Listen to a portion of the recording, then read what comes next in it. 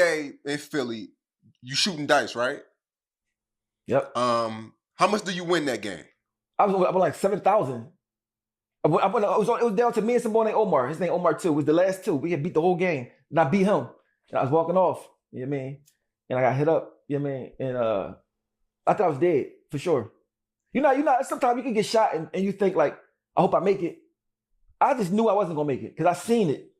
You know what I mean? I said, damn, man. I was real, and I wasn't scared. I was salty because I didn't get to do nothing.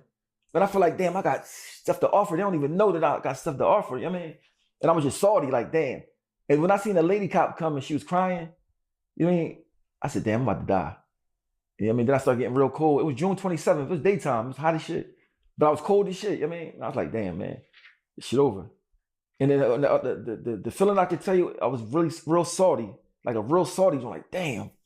You know what I mean? So I could imagine a lot of young boys that get killed. I know they'd be like, damn, why today? You know what I mean? Just like, you mean you ain't got no plans on that happening to you. You know what I mean? So. You think it was because of the money you won?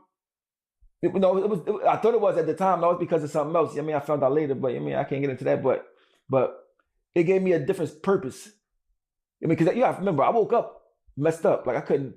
My elbow got shut off. My dick ain't work. Like I'm 18 at the time. Mind you, I just was perfect. Coming out of the army, I'm perfect. Like I mean, and I don't got no money, and I'm back to below zero now. Because not only do I don't got no job, and I'm injured.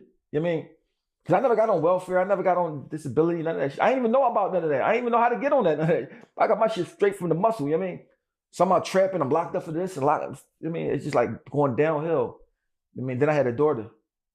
I mean, when I had my daughter, I said, man, I gotta at least try something for her. You know what I mean? And I just like, and you know how you don't want to tell nobody because they gonna laugh at your idea. But in my head, I knew what I was gonna do. I said, man, watch this. I mean, mind you, because I was playing a basketball type ball, like, I mean, I said, man, because I can't even talk right. So to try to rap, it's like, nigga, you try to rap, nigga. But nobody in Philly wasn't rapping like that back then. You know what I mean?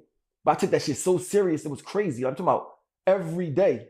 No, when I say every day, I mean all day, every day. That's it. No girls, no bitches, no nothing. Rap for like 2 years straight.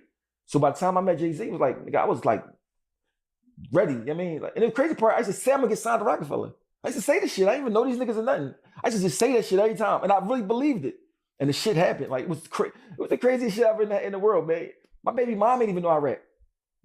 Because back then, you know how everybody want to rap now. Back then, it was corny to rap for real. It was like, nigga, you rap, nigga, you gotta get a job, nigga. Fuck you talking about you rap. Right. You know and the doctor said you only had a 5% chance. I mean, that 5% chance. You know, what they do is when you come in there, they cut your clothes off, and if you about to die, they put your shit in the box.